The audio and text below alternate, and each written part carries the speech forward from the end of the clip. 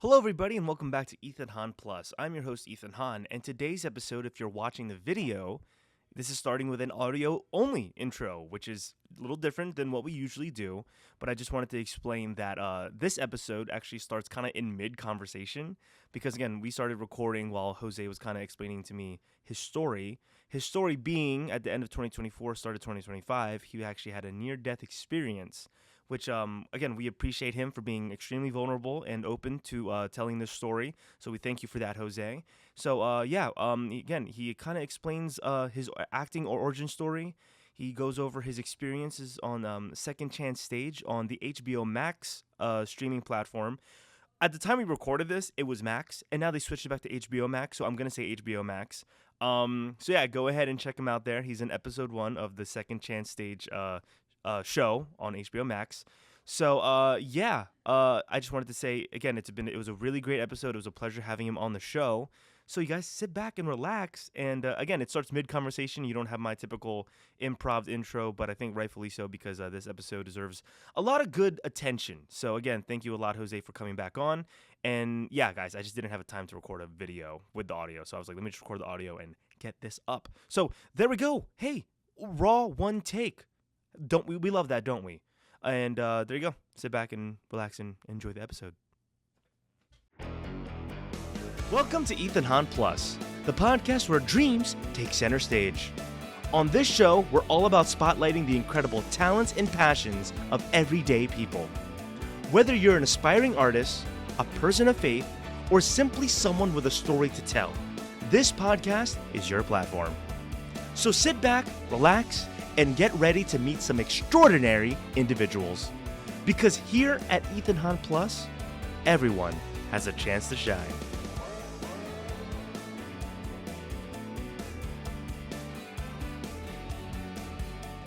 Everyone, I want to welcome Jose Bernard to the show. How's it going, guys? We'll figure out how to do this in the edit, but I think that's a really, it just came from your heart, and you have a lot going on in your head right now. I mean, you've had a lot going on the past few weeks and the past month. I mean, of course, as everyone just heard, your near-death experience. We won't sugarcoat it. You almost died. Oh yeah. Yeah. I mean, yeah. It's definitely a harrowing experience to not know that you were, in such a vulnerable position as far as your health, because I've always been although my diet was atrocious and I don't get enough sleep at night and all that wonderful stuff. I've always been a very relatively healthy and physically fit person. I used to teach martial arts, and I don't carry a lot of excess body weight or anything like that would make me think that I was at risk for anything. To find yourself in this position where you're like being told by people, oh my God, you can't even drive yourself the 20 minutes to the hospital. Like, there's no question. You can't grab clothes out of the back of your car. We are putting you on a gurney and putting you in the back of an ambulance, and we're going. That's how severe my scan looked to these people. To be blindsided by that is so crazy. Yeah, again, I'm happy you're here, man. Again, it's a rough start to the new year, but again, we're happy you're here, and you went through a lot, man. The origins of Jose Bernardo, what Bernard? That's Bernardo. One of my friends is Bernardo. The origins of Jose Bernardo. The old Bernardo. Where did it? I would love to hear how you got into acting or just anything creative, as a thespian. Yeah. So I actually kind of I guess stumbled my way into theater. I had always gravitated towards music in my personal life. I've always felt like I could feel the emotions of the songs, and I had a very special connection with just listening to music and then eventually singing and stuff like that. But I also dealt with a lot of self-esteem issues, questions of self-worth when I was a kid and growing up, and navigating my parents' divorce did a number on me. But I had started writing very early on, and I had a teacher in middle school who I think knew that I had a lot to say and didn't know how to say it. Mm. So she caused me to fall in love with reading first and then writing. And writing became my therapy. So I wrote a lot of probably really bad juvenile poetry. Tried to make a lot of things rhyme that Right. probably had no reason trying to rhyme together at times. Uh-huh. But it was just a way to like get out these feelings that I didn't feel like I could verbalize to anybody or feel okay about saying. Um, and I I threw myself into like athletics because I needed a physical outlet. And I was already training in martial arts, but it just wasn't enough. So I was like, let's do whatever sports we can get into in school. Let's get involved in choir. Let's get involved in band. And what age is this? Yeah. So this would have been like middle school, so like Okay. Yeah. starting around sixth grade. Yeah. Yeah. And I was involved in the choir, but I was also one of the smallest kids in my school, Mhm. and I would try to hide. Mhm. I liked the idea of making music, but I didn't want attention on me. You were you were shy. You started off 100%. shy at least. Yeah. 100%. I Yeah. didn't look people in the eyes. I Same. could tell you what kind of shoes everybody was wearing, but I couldn't tell you what your eye color was. um, Yeah. but I got caught actually. I was so at the time in middle school I was running track and I was playing soccer because I was a latchkey kid and it was like if I can stay after school, cool. Because I had older brothers. Mm.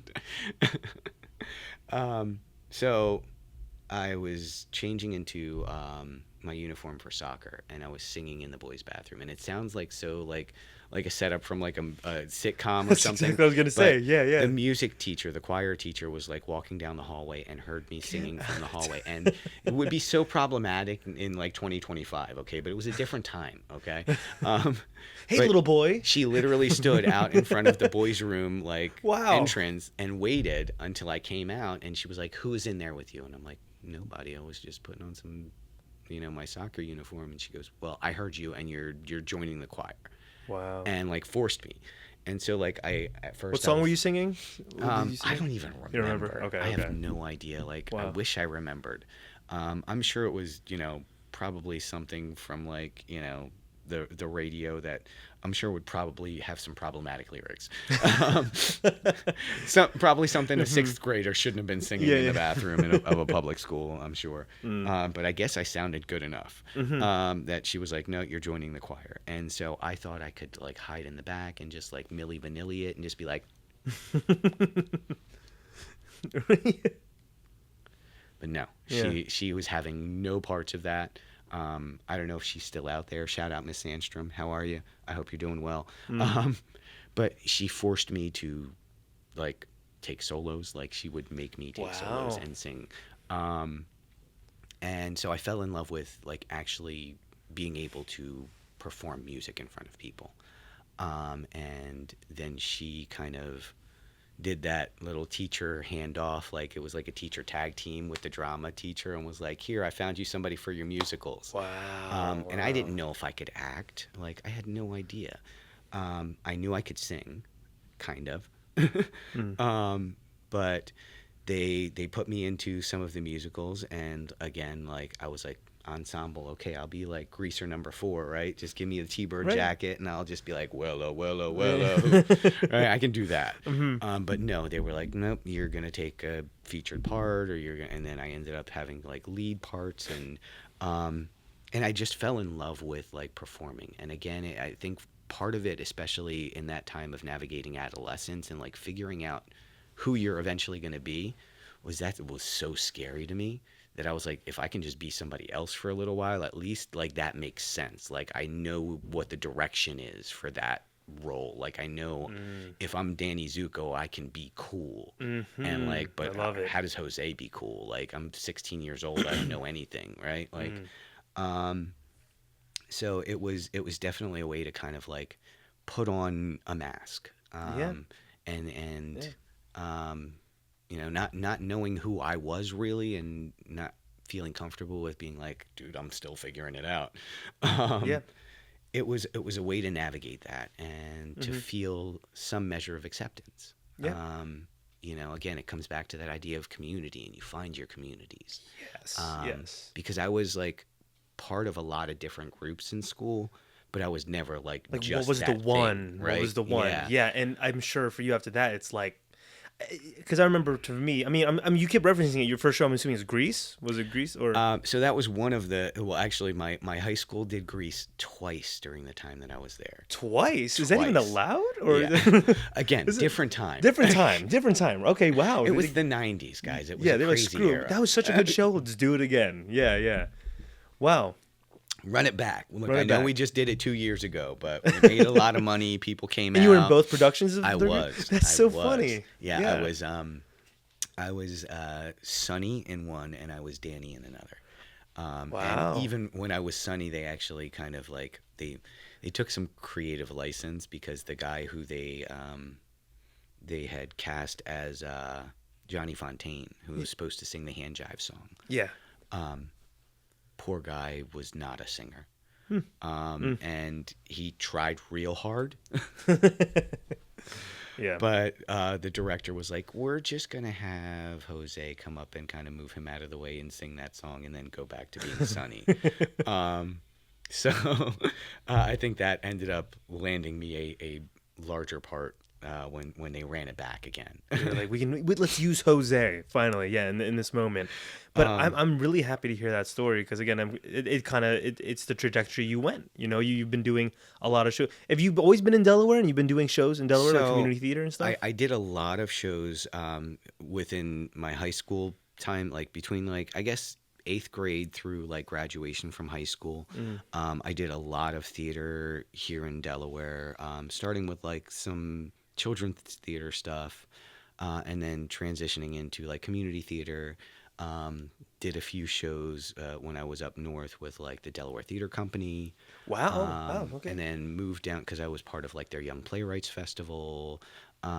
Moved down to Central Delaware, and then got involved with Clear Space down at the beach. Wow. But community theater is such a great training ground for people who have a passion for whether it's on stage or on the technical side of things. It is such a great entry point into the world of performing arts. And again, like you will not find a more welcoming community. Amen. People who are willing to share their skills and their wisdom and their experience. And they're like, yeah, come on, let me show you how to run a soundboard and let Yeah. me show you how the lights work. Like, it's such a great place to find that kind of knowledge and just openly on offer. Would you say I'd like to ask this question to anyone who's been, an actor, just locally too. Would you, like, for anyone who's listening that's like an aspiring actor, like, what would you say has been your biggest thing of success to, like, I guess, like, would you say to, on the acting side of things, like, would you say connections were the biggest thing for you? Like, how did you make your way around to the Delaware community world and stuff like that? So I think that we're kind of it's very much a double-edged sword being in Delaware and being in the performing arts scene because we are such a close-knit community, but it is kind of also such a small state, and there's only so many opportunities within the state. I've been very, very fortunate that, at least with my experience, I've always said that I'm not rich in like wealth or material possessions. Like I don't have like stuff, but I'm rich in people. Like I like to connect with people. I like to like really. I say I collect people. Like some people collect Funko Pops or like sci-fi memorabilia, or baseball cards. Like I like connecting with people, and I like collecting those friendships. Yeah. And it's definitely benefited me as far as just being clued into, I would never have known about, Clear Space having open call auditions if a friend of mine hadn't said, hey, they're doing Rent down there, just so you know. Because I really had no intention of even auditioning for Clear Space, because I know they cast a lot of their talent out of New York, and they're bringing in, high caliber like paid talent, and I'm just a local community theater guy, and I want to roll. I mean, we all audition because we want to be in the show. Mm-hmm. And some people, they're like, hey, just I'm cool with ensemble, and it's great. I've always aimed a little higher. Like if I want to really commit myself to a role, I want an opportunity to show what I can do. Mm-hmm. Um, and so the idea of going in and just being relegated to ensemble without even having a chance to audition for a good role, Mm-hmm. I felt like it was a little divisive to our state. Mm-hmm. But I was able to make so many connections with really, really talented performers, just by kind of stepping out of my own ego's way and being Mm-hmm. like, hey, you know what? I wanted to be a part of the Music Man, and I don't care if I'm farmer number 4 or traveling salesman number Mm-hmm. 6. Mm-hmm. I'm going to do it. Mm-hmm. And again, it's leaning into that idea of like getting out of your own way. Yeah. And that yes and, like, all right, I'm coming in, and how am I going to put my stamp on farmer number 5? And yeah, that's the thing, man. You're doing it again. You're extremely talented because I mean, you've been in a lot of shows, and again, when you're at improv, you're always like one of the best people. You're so quick witted to the point where I'm like, I whoa. appreciate that, man. Honestly, I was really, really glad when you and Jazzy came on board, because I feel like you've added another kind of like generational like appeal to the group that had kind of already been pre-established. Yeah. We have really, really, seasoned veteran people like So Susan, talented, yeah. who Susan, is super quick. yeah. And Terry, Terry, again. Karen, yeah. Great, incredible. great people. And then you have people like, myself and Jeff and Kelsey, who are kind of in that, like, our 30s Yeah. and 40s. So we're that next generation. And now having you guys come in and be like that young blood that is coming up out of, like, Melissa's younger improv groups and are ready to kind of come play in the sandbox with the big boys and Yeah. girls and listen to some inappropriate humor. Yeah. So- And you bring it, man. It's always a Well, fun time. I- you always bring it. It's So funny. it is a bit of an outlet for me because when Yeah. I'm at school, like, I have to be very, very cognizant of That makes sense. the humor that I use and like the jokes and my language. So it's an opportunity to be like, we're all adults here, and like I'm gonna crack jokes about erections and like And just to give everyone an idea right now of where Jose will take things, I'll never forget this. I believe it was me, you, and Kelsey, and the prompt was surf. And I don't know if you remember this, but the prompt was surf, and it was like, okay, make a scene out of the word surf. We went back in front of the audience, and because I remember we were trying to think ideas, and you were like, surfing through porn.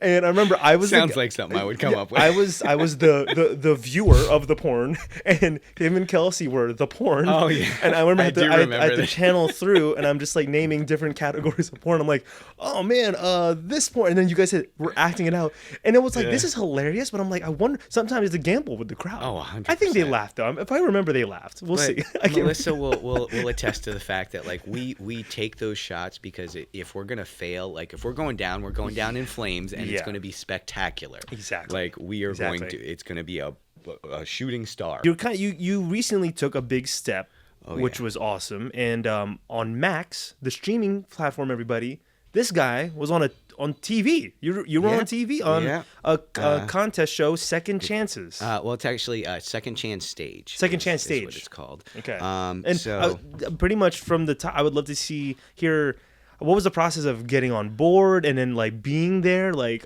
yeah. So it was actually a really, really crazy, roller coaster ride with that.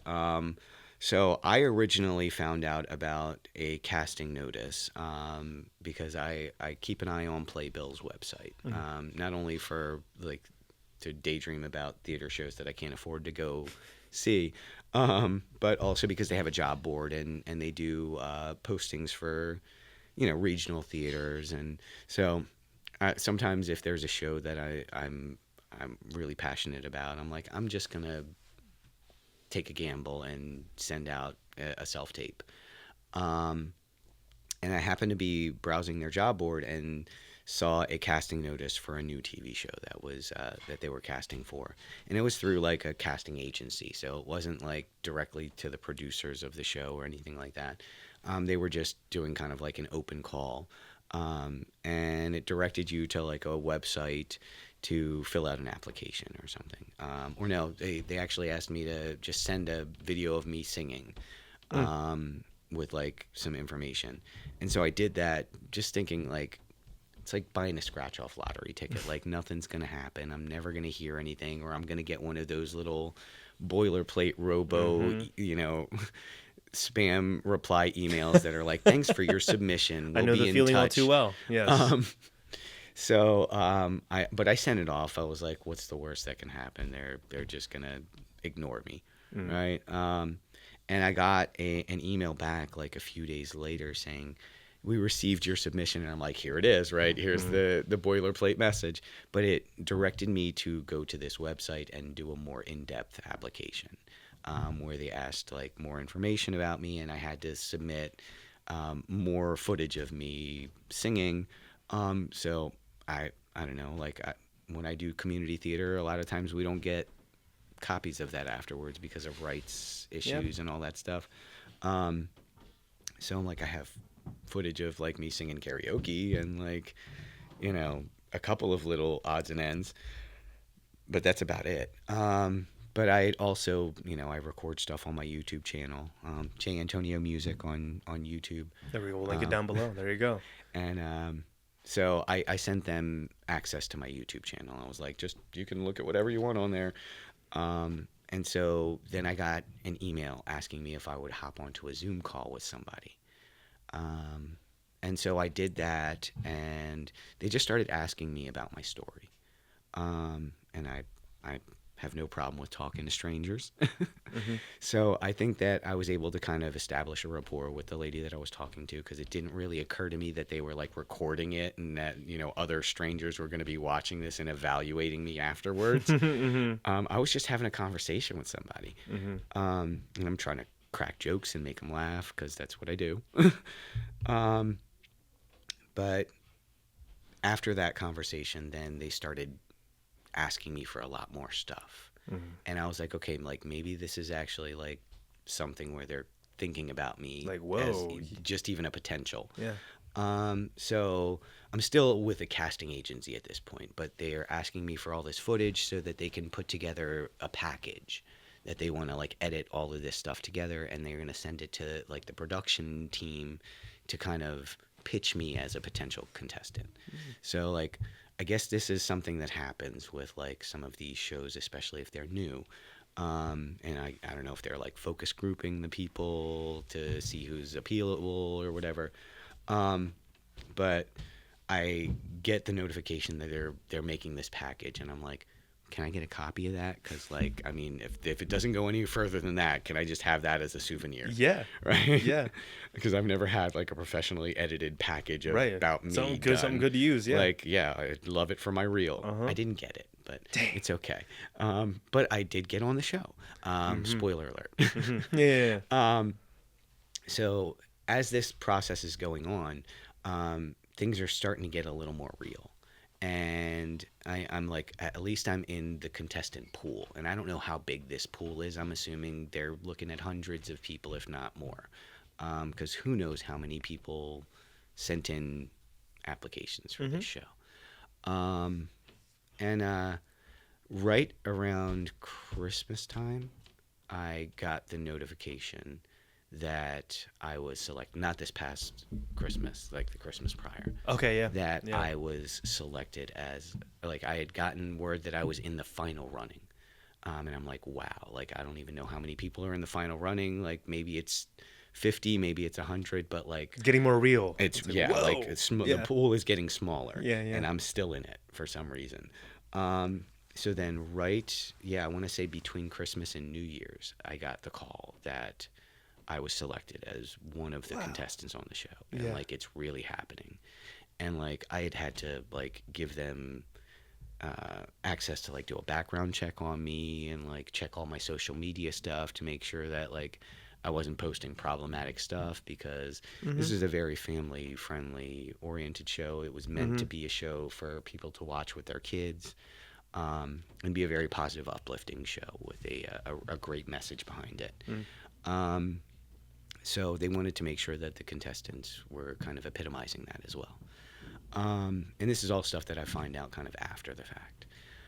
Because at the time I'm just like, what? Like, you guys, I'm in Delaware. You know, I'm in Delaware, right? Like, Like, do you even know where this place is? oh, Type thing. Yeah, yeah. and that's the thing, is that, I have no idea where this thing is going to film. I don't. All I know at this point in the process is that it's a legitimate thing. It's going to be on some major streaming networks, and that the Chip and Joanna Gaines, the house flipping couple. And before you move on, I'm just curious to this at this point in your life, is this the biggest thing you've done, at least television wise, movie wise, or anything, or So has there just been other things? So I'm just curious, is that feeling like, that's oh a wow, I'm being on TV, or So that's actually a really good question, and I did have something that happened to me back in like 2000. I think it was between 2004 and 2006. okay, I was on a television show that was like a localized version of American Idol that was based out of Philadelphia. That was on. Well, I guess now, after like so many different like ownership changes, it would be the CW. Um, wow, but at the time, it was like a local broadcast station out of Philadelphia called UPN 57. And then it turned into the WB, and then it became the CW. But yeah, I was on a show there, and the highlight, and I thought this was going to be the pinnacle of me as a performer at that time, was the show was being sponsored by McDonald's. wow, Okay, yeah, and it was airing on UPN 57, so it was going to be on the local TV stations, up and down like kind of the tri-state area. Delaware, Maryland, Pennsylvania, they were all going to have access to this. And like I said, it was sponsored by McDonald's. So at the time, see, back in the day, when you went to McDonald's and you actually sat in McDonald's and ate, you would get these plastic trays, and they would put a placemat on it. Okay. And so there's placemats that I still have, a couple of them in storage, that had all of the contestants oh on them. wow, And so like there's a picture of yeah, me on a McDonald's placemat, and I was like, dude, people are gonna dip their French fries into ketchup on my forehead. Yeah, Like, yeah, yeah, it's this not is getting huge. better than Yeah, this. this is Like, huge. this is it. Yeah, yeah. I have arrived. yeah, Right? Like, chicken nuggets are going on my face. yeah. That's how you know you made it. Um, Yeah. Yeah, and so that was a great experience. It led to some awesome opportunities on the tail end, because I was able to like perform on the stage at the TLA, which is like a historic theater in Philadelphia. I got to sing the national anthem at like some local sporting events. Sick. So I got to perform in front of, sing in front of thousands of people. And then I went into like becoming, I got married, and I was a dad, and so like I became that, and then eventually found my way back into community theater. And my kids were getting a little bit older, and wasn't quite as needed to be home every moment, and devote every second to just being on dad duty. So I got back into performing, and just fell back in love with being on stage, and especially musical theater. That's always been kind of one of my big wheelhouses. But yeah, then the opportunity for Second Chance Stage came up, and Right. finding out that I was actually going to make it on this thing, and not only that, but like it's being produced by Chip and Joanna Gaines, like the house flipping couple, like HGTV royalty, and then we're gonna have celebrity hosts, or a celebrity host and celebrity judges, and like there's gonna be all of these opportunities with like people to see this thing. And then finding out more about the show, and how it was really, yes, it was an America's Got Talent format. So, it wasn't just going to be musicians. So I was going to be competing against, I don't know, like acrobats or Magicians and magicians stuff like or that. Yeah. comedians or jump ropers or anything. Yeah. But the way that they were approaching it was very different than America's Got Talent, because they were really focusing in on the concept that we were all people. The underlying premise of the show, and the reason why it's called Second Chance Stage, is because we were all people who had dreamed of pursuing a career in performing. But for whatever reason, circumstances arose, life showed up, and we had to get regular world jobs. So it gives us an opportunity to tell our story and then show what we can do. But it's also that underlying idea of like not giving up on your dreams, and the triumph of the human spirit. So they really did try and position this as, yes, it is about the competition, but it's really about telling these people stories and showing that they Yeah. never give up on, even if the way they perform has changed. Like, we all still follow our passion, and we all still follow that thing that sparks joy in us, or Yeah. gives us that measure of peace. Mm-hmm. That it never goes away. Mm-hmm. You know. Mm-hmm. When I was watching it, yeah, it's such a good message that they're trying to spread there. And of course, I mean, at the end of each episode, they pick one person, of course, to move on to the Correct. finale. So that's kind of Correct. like another different thing compared to other shows. Mm-hmm. And I'm curious because I mean, I'm just fascinated with this aspect when it comes to like I guess filming and stuff. You were there, and I was happy to see you're literally the first episode and first Yeah. act. So if you want to see Jose on it, you just watch the first episode, first act. Do you pop at the end at all? Like I actually didn't end up finishing it. Yeah, I'm all the way through the first act, and then it's kind of left on a cliffhanger. Yeah. So then you kind of find out the results during the beginning of the second Second one. episode. Right, right, Yeah, right. So that's kind of the way that it works out. And funny story behind that. I had no idea. I found out when everyone else did where I was in the lineup, because Okay. when I filmed, I was on episode number 3. I was slated to be in episode number 3. Huh. So I guess they moved things around in post production. Now I guess everyone, like, the way that they had it logistically done, part of the acts we filmed on 2 different evenings. So I didn't actually get to see everyone that was in my group perform. I got to see several of them, because we all filmed on the same day. But other people that were in that episode filmed on a different day. So their performances, we were never able to see them, and vice versa. And the only time that we were really all together was during the results. And then come to find out, when we all thought we were going to be on episode 3, we were on episode 1. Yeah. And I was not the first person who performed in the lineup when we were filming. Uh-huh. So to find out that not only am I now in episode 1, but I am the first person. Right off like, the bat. I'm the lead off hitter. Yeah, Like, right. It's crazy, man. that's so crazy, man. Yeah, I was like, that's awesome. Like And I he's didn't right even there. know. Like, I Yeah. got a text message Yeah. Thanksgiving morning, because I didn't know what time the show was actually going to, like, drop onto HBO Max. Somebody messaged me, and they were like, "Oh my God, I just saw you." And I'm thinking, I'm not going to be on this week. Like, I'm thinking my episode is going to be near the end of the month. So I'm like, did they show like a promo of like this season on Second Chance Stage? Like in like little clips, and like Yeah. you just saw me for a second, like, Yeah. or but yeah, to like turn it on and see, like, literally they tell the intro, and you see little video vignettes of people, and then when they pan backstage and it's me, I'm like, I'm sorry, what? Yeah. They like using you in the promo too. There was a few promo things that you popped up on. I was like, wow. Well, I Yeah. think it's the improv thing, and being able Yeah. to come up with things off of the cuff, because when Tay Diggs asked me what my dream was, Yeah. being able to fire back without hesitation, well, it's to be the next you. Like, Yeah. Yeah. Yeah. and yeah, it yeah, wasn't like I was like, this is my punchline in my pocket. I'm Yeah, gonna just pull it out. It popped was, up. Yeah. I was like, dude, you asked me a question, I'm gonna give you the answer. Yeah. And that kind of touches on another question I have is like when I'm watching it, of course, I mean, you're talking to the judges for quick moments. Is there a lot more that was cut out There that is. didn't make it in? Yeah. Yeah. So there's a lot of stuff that did not make it to the air, and for either for narrative purposes or for time purposes. Because I'm sure you talked to them more, right? Oh yeah. Oh yeah. So there was a lot of stuff that I guess ended up on the cutting room floor. I was really, really happy with at least the interview portion of how they really presented and packaged everything together, because they hit on one of the big things that I was really proud of. Having a background and working actively in special education, we had filmed our episode on March the 18th. Okay. And March is a very significant time for the special education, special needs community, because March 21st is National Down Syndrome Day. So as educators, we have this really cool thing that we do to show support, which is called Rocking Our Socks for World Down Syndrome Day. And the underlying principle is we are celebrating differences, so we wear colorful mismatched socks.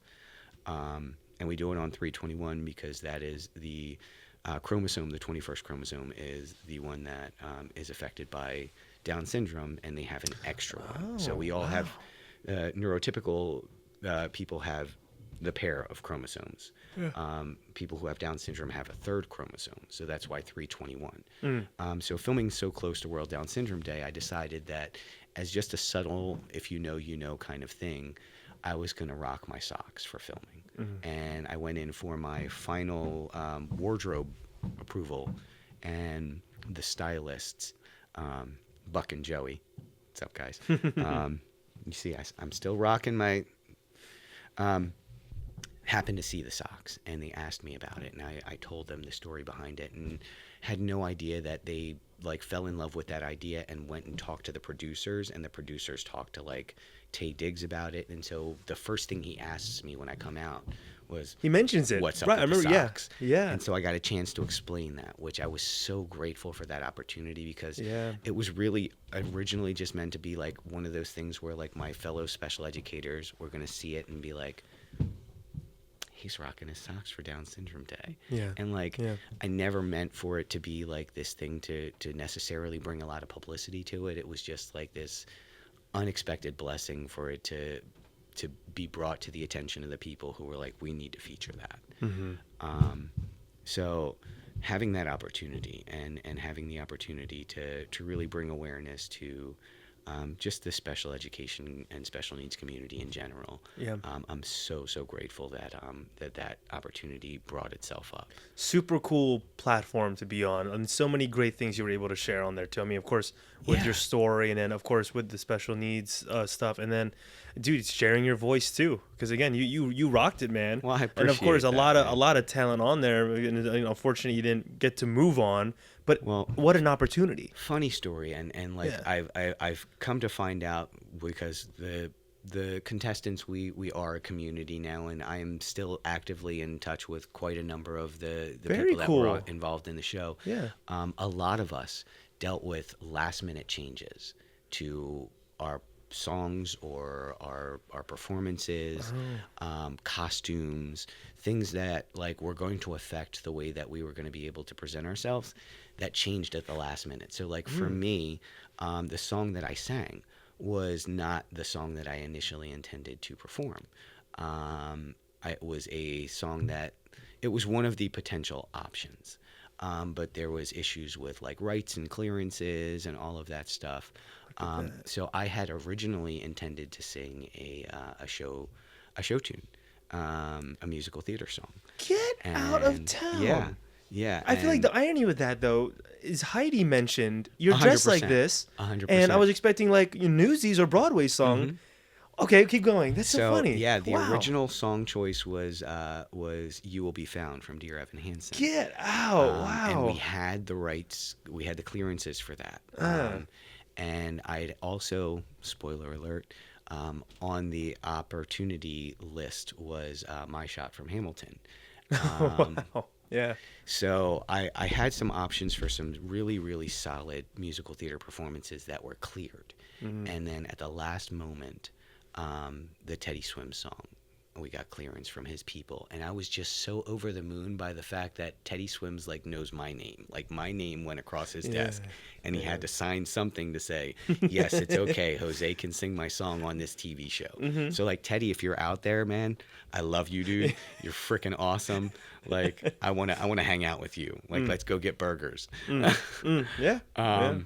But yeah, he's such a soulful, impactful like artist, and he's just doing tremendous things right now. And so like when the opportunity arose to like do this really, really popular song that allows me to show off my range and like do all of this fun stuff, I was like, well, let's go for it. You know, go big or go home.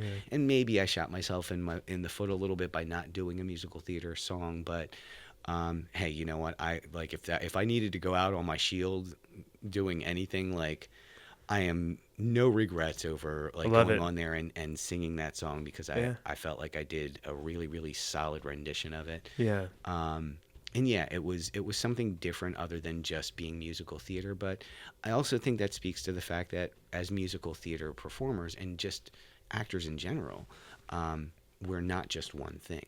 right? Mm-hmm. Like Mm-hmm. we don't just fit into one singular box. And yes, I can do show tunes and I can be your now is the time to seize the day, but I can also do this, and I can also do hip hop, and I can also do country. And if you needed somebody to come up with, a funny parody and be the next, the 2024 version of Weird Al Yankovic in the making, I could Yeah. have been that guy too. Yeah. There's different facets to us as performers. Or if you needed a slam poet, I could have been that guy too. Mm-hmm. It just so happened that they marketed me as their musical theater guy, and then with the clearance rights, I did a pop song instead, Yeah. or a contemporary music song instead of a musical theater song. And What a fascinating behind the scenes like story there. yeah, Because yeah, I told and Jazzy when after I watched it, I was like, I almost feel like, I mean, I'm being transparent. I was like, I wonder if that's what threw them off is when he came dressed as that. I wonder why he didn't mhm. sing a Broadway song or something.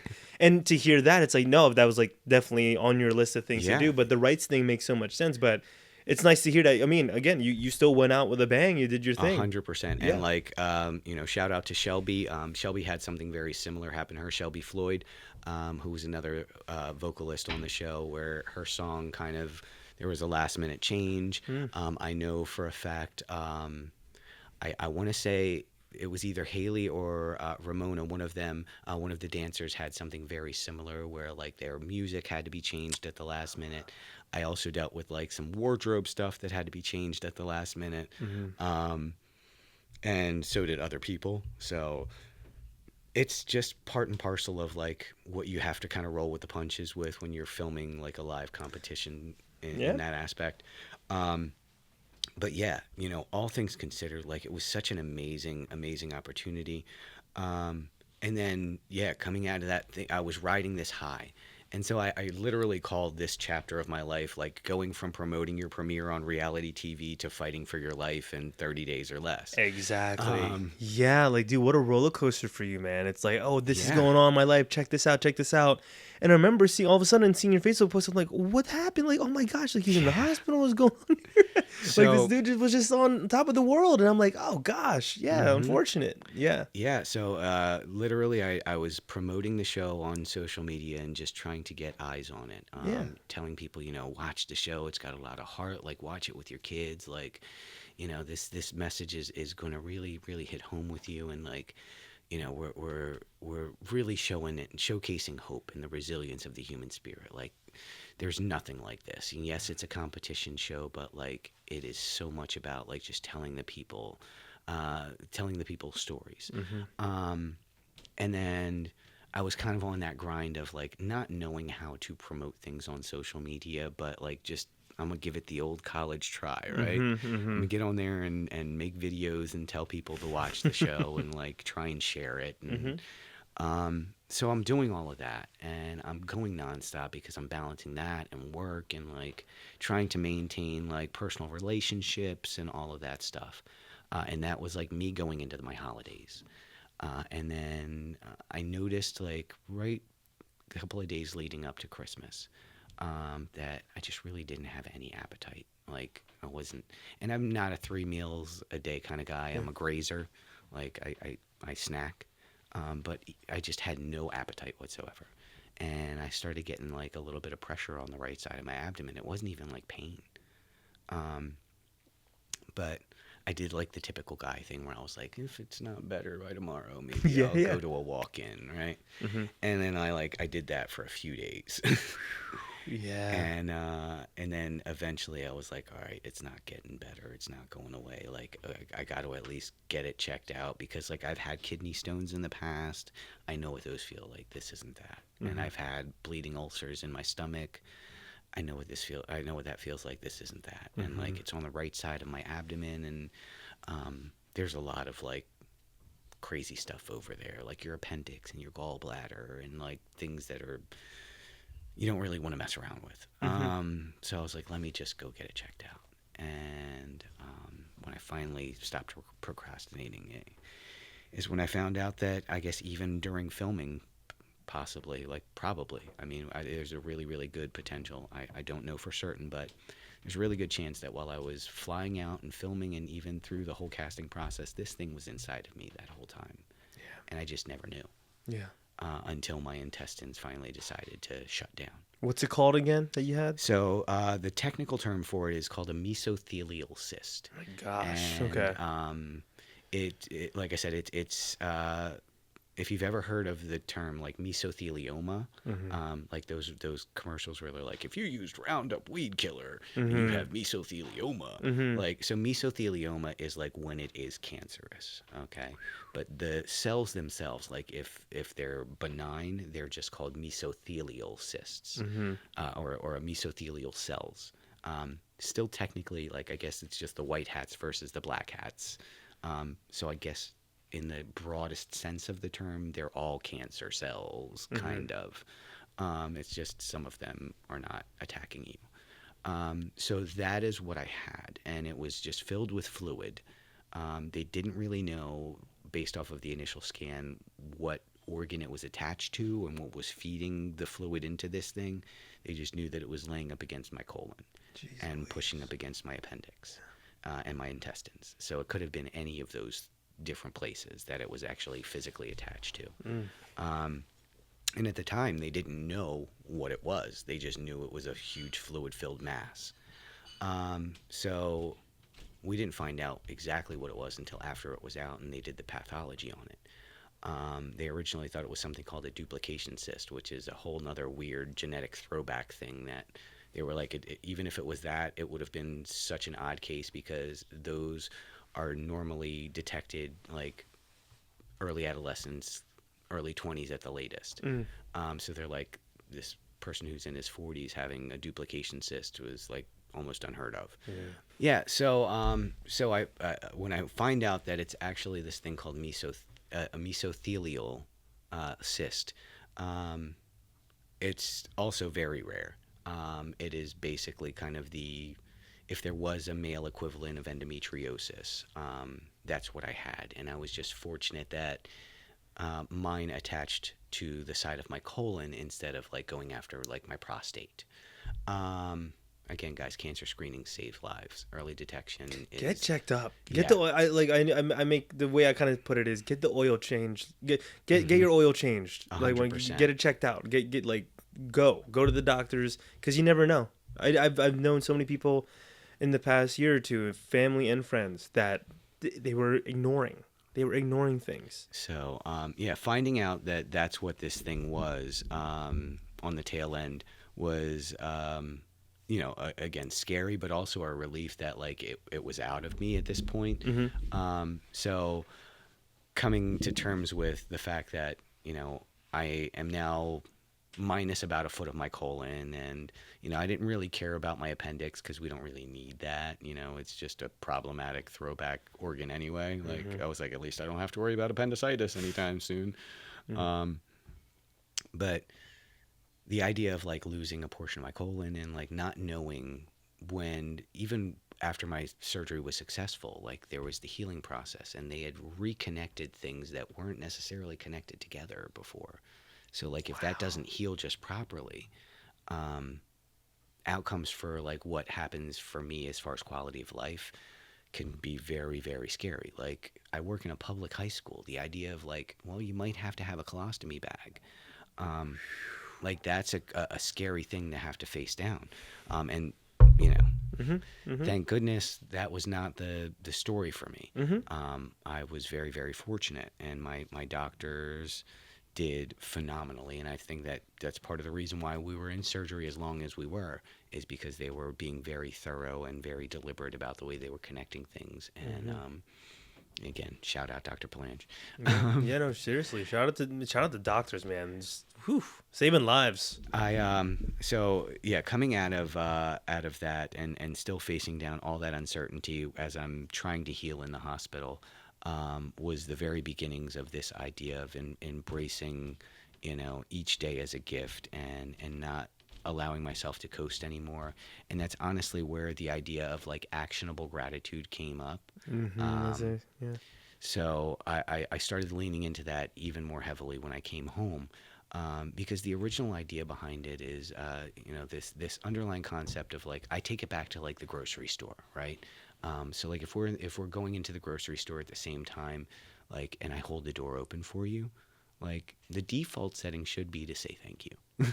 Yes. Like it should be. Yes. And Thank you I'm for not mentioning that, by saying, the way. I've had so many people not say thank you, and I'm like, oh, but anyway. and I'm not saying that nobody does it, because I would say right now it's maybe about like 50-50. I like to say Yeah. 60-40. I try to be conservative in my estimate because Yeah. I believe people are good.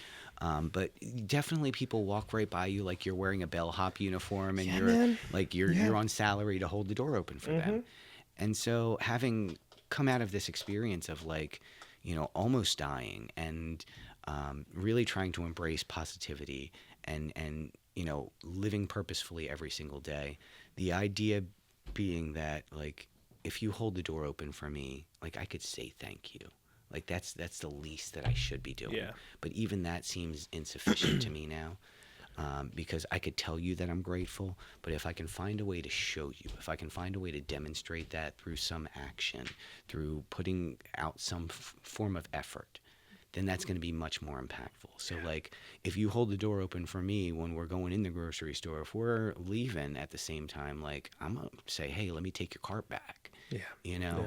Um, or the same thing with like my neighbors, like get to know your neighbors. I bring my neighbors trash and recycling bins in on the regular, and like I Yeah. shovel the sidewalk in between our houses, because again, like it's the least that we should be doing, just to take care of each other as a society. I mean, yeah, and I like what you're taking there because I mean, again, it just ties back to these days we should embrace community and embrace each other 100%. again. And then, I mean, again, you kind of talked about it in the beginning when we recorded this, but I think I'm actually going to end up trying to tie this all together because Bookends. yeah. I Right? mean, we kind of talked about things kind of out of order here, but I mean, we'll work it out. But you had so many I have to amazing give you things to something say. to edit. No, it's exactly. No, and it's great. Again, it's funny enough to be transparent. I was telling Jose, I'm trying to make these episodes 30 minutes long now, and we're about an hour and 20 in. Not a bad. It's a good problem to have. But it's just you've been a great guest, and you've been sharing so much of your life, and I appreciate that. Absolutely. Yeah, I And appreciate so it's much. been such a pleasure to like just Yeah. kind of be here and kind of do this thing where we bounce off of each other like this. It's fun. It's fun. Again, going back to talk to one another. 100%. Embrace one another. Let's not be behind the phone all day. 100%. A lot of people making this joke. It is like people will say it's that damn phone. It is that damn phone. Well, and it's a necessary evil in some capacities because, like, obviously, Yeah. I've been doing my daily messages all this month. Yeah. So yeah, that was something that I started at the beginning of the month. I had been going on and just trying to post like positive things before, kind of in the month of January, since I've been out of the hospital, and I've got footage and content that I need to figure out how to edit and package, which we'll talk about later. But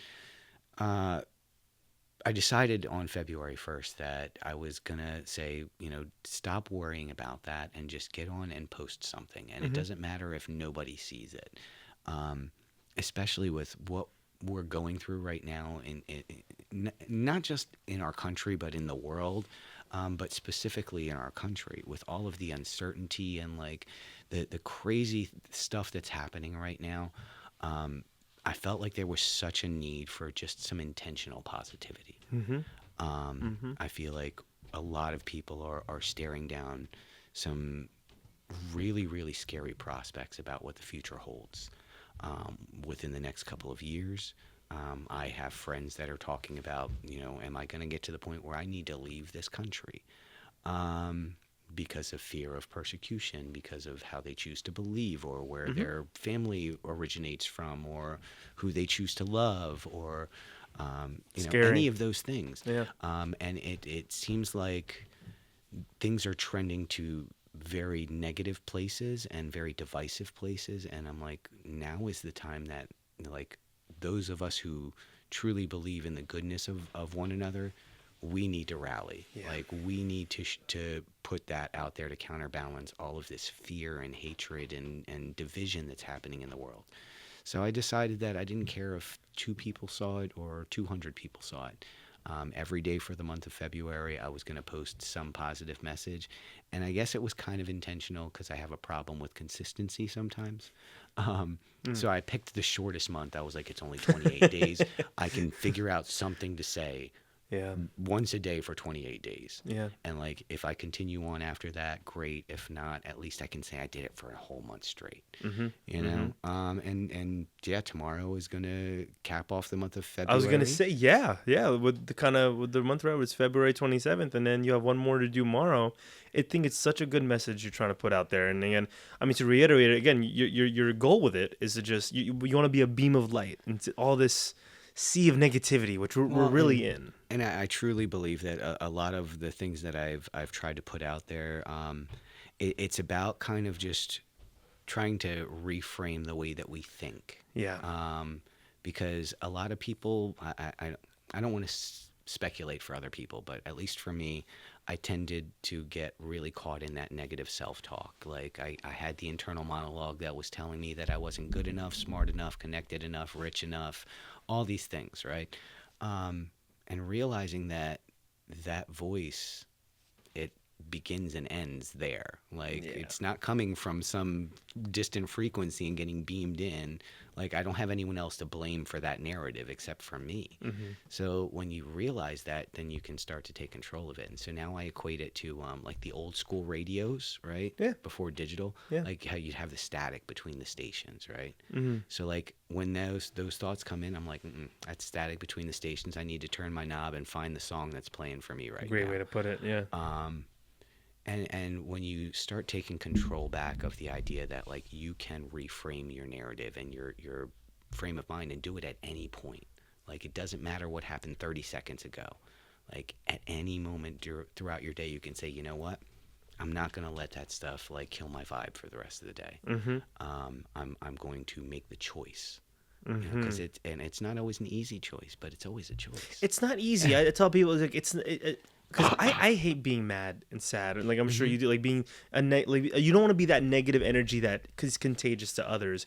100%. But as much as it is, like I mean, I preach that message too. Be positive, positive. It's hard sometimes, man. I'll have a bad day at work, and it's a weird thing.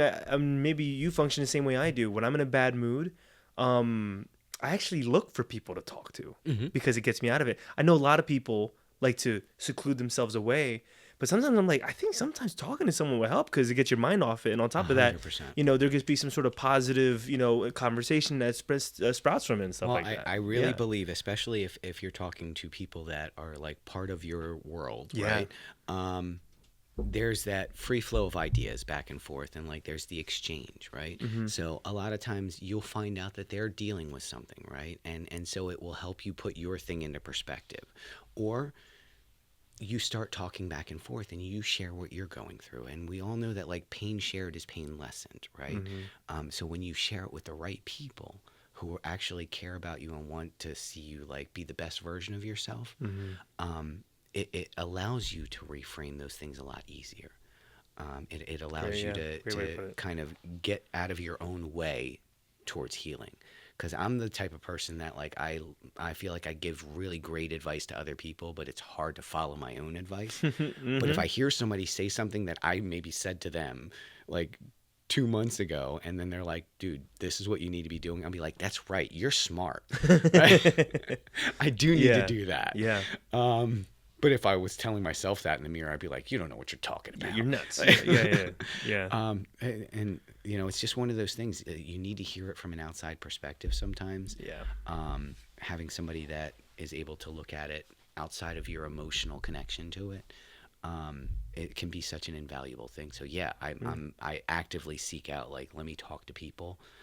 For both of those reasons, because either they're gonna tell me what they're going through and it's gonna make me realize that like maybe I'm blowing things out of proportion emotionally with what I'm struggling with, because this person's dealing with something so much bigger, and they're walking through it with such grace. Like look at how they're just thriving throughout adversity. Like this thing that I'm dealing with seems minuscule by comparison, and it allows me to like put it more into perspective. That's always an option for us. So I applaud you for that, because that is such a great way to approach it, as opposed to doing that thing that a lot of us do, which is like, I'm going to isolate and I'm just going to fester and marinate on this problem. Yeah, because I catch myself when I do that route specifically, I go crazy. Like, I Oh mean, yeah. I get bad anxiety sometimes, man. And Well, because you can spin out on the hypotheticals, right? exactly, I'm an overthinker too. So your brain will trick you into worse things, and I'm like, no, I need to talk to someone that I know, Hmm.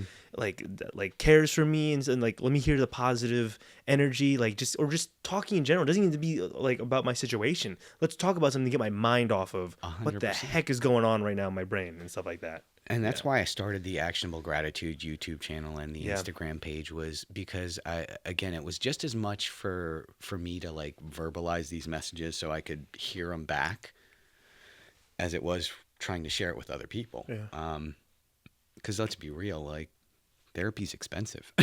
yeah, um, yeah, so yeah. not that I'm not poo pooing therapy. Like therapy's great, It's important. Yeah, it does. um, Yeah. But you're right, though. It's expensive. And I think, again, having the community, the people around you that will be that free therapy, be 100%. I transparent, yeah, mean, is important. That's Um, crazy stuff, I man. know I'm not the only one out there right now that is struggling financially in these crazy economic times, and Hmm. like a lot of us are living paycheck to paycheck, and there's a lot of uncertainty out there. So that sense of community is more important now than ever. Yeah. Knowing that your friends and your neighbors have your back when things go awry, and they're not just gonna send you the thoughts and prayers hands Yeah, yeah, on your Facebook post when you're yeah. like, I don't know where I'm gonna live tomorrow. Hmm. Um, Hmm. you know, Scary. it is, and Where, I'm just curious as we wrap up here, where can people find actionable gratitude content? Yeah, like, I mean, see if you want to share the handles yeah, and stuff yeah, like that. absolutely. So we're at Actionable Gratitude on YouTube. Actionable Gratitude is also on Instagram, and as of today, there is a blank TikTok page. Welcome back, TikTok. So hopefully soon to be posting some content on there as well. You'll catch some traction there for Um, sure. I think Yeah. that especially with kind of these shorter message-driven videos, centering on positivity and living purposefully, I think that's going to be a great Yeah. avenue to spread the message a little bit more. Um, Again, it's about kind of falling into the algorithms and all of that stuff. Hmm. But I really do feel like that is a great platform that unfortunately when I started this, that wasn't available yet. Hmm.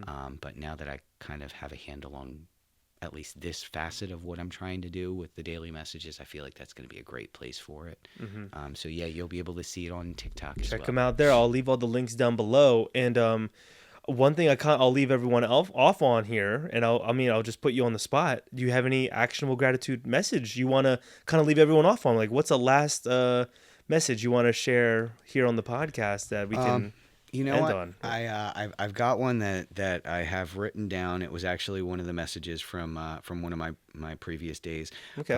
I was telling Ethan, like, a lot of these messages that I post, it's not like they're pre-prepared and I have an archive of weeks in advance. Mm-hmm. These are things that occur to me like in the moment, Mm-hmm. or they're just something that has impacted me emotionally that I feel like sharing. So I a lot of them come to me like in the middle of the night, and I sleep with my phone by my bed. So like I get up and I open up the notepad at 3 a.m. and I jot something down, and then I go try to go back to sleep, or they're shower thoughts, you Yep. know. Yep. So this one came to me the other day in the middle of the night, and it became my daily message. And I really feel like this is such an impactful message that I'm really glad to share it. So it's when you believe in yourself, you don't have to convince anyone how great you are. When you're content with yourself, you don't need the approval of anyone else. Mm. And when you begin to fully accept yourself, the outside world will begin to fully accept you as well. So don't complain about the things that you can change. Change the things you complain about. Ooh, that's good, man. Yeah. Very powerful message there. Love it, man. Yeah, again, guys, follow Actionable Gratitude. Follow him on his pages, and he needs to start posting on TikTok too. It's gonna be Yeah. some cool stuff. So See, I'm excited to see where your content can grow, man. And Seriously. if you want to check out the music stuff, it's J Antonio Music, also on Instagram and YouTube, Yeah. for all things music theater and mashups and like alternate takes on stuff, Yeah. things that get me lots of copyright strikes on YouTube. Um, I get that too. Yep, I've been but there. Yep. but I have a blast doing it, and like I love sharing music with the world, and now these messages. I really feel like those even more so than like the music. As much as I love sharing music and sharing my love of music, I feel like these messages right now are really so needed. Yeah.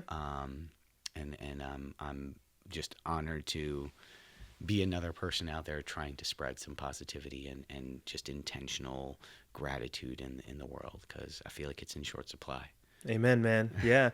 Again, yeah, check them out on all those platforms. And also, if you have Max, the streaming service Yeah, Max, yeah. Second Chance please Stage. check them out on Second Chance Stage. That's what it's Yeah, called, right? so you can see it. Yeah. You can see Second Chance Stage. All of the episodes are streaming currently on Max. You can also catch it on the Magnolia Network, which is available depending on your Hulu options and your subscription level. Mm. It's available on Hulu as well. I think now it might even be available on, like, the YouTube Plus or like YouTube TV. Wow. Okay. Um, Cool. but yeah, it's a great show. Shout out to Chip and Joanna Gaines, Emmanuel Acho, Heidi Gardner, Tay Diggs, my dude. Yeah, everybody that was involved. Al Pop, one of the producers that, and Buck and Joey out at Eula in OKC. Much love, guys. All right, everyone. Well, hey, what a great episode. Remember, if you want to listen to this show, you can listen on Spotify, Apple Podcasts, YouTube, and of course, we'll be posting the clips on Instagram. Follow my Instagram at Ethan Hahn Productions. And of course, the podcast is Ethan Hahn Plus. We'll be posting vlogs, so some little short films, and of course, the full video for this podcast. And always thanks again for watching. And remember, everyone, this has been another great episode. And always remember, this has been Ethan Hahn Plus. Jose Bernard. Now we do some fake talking like you do in the talk shows. Oh, no, that's...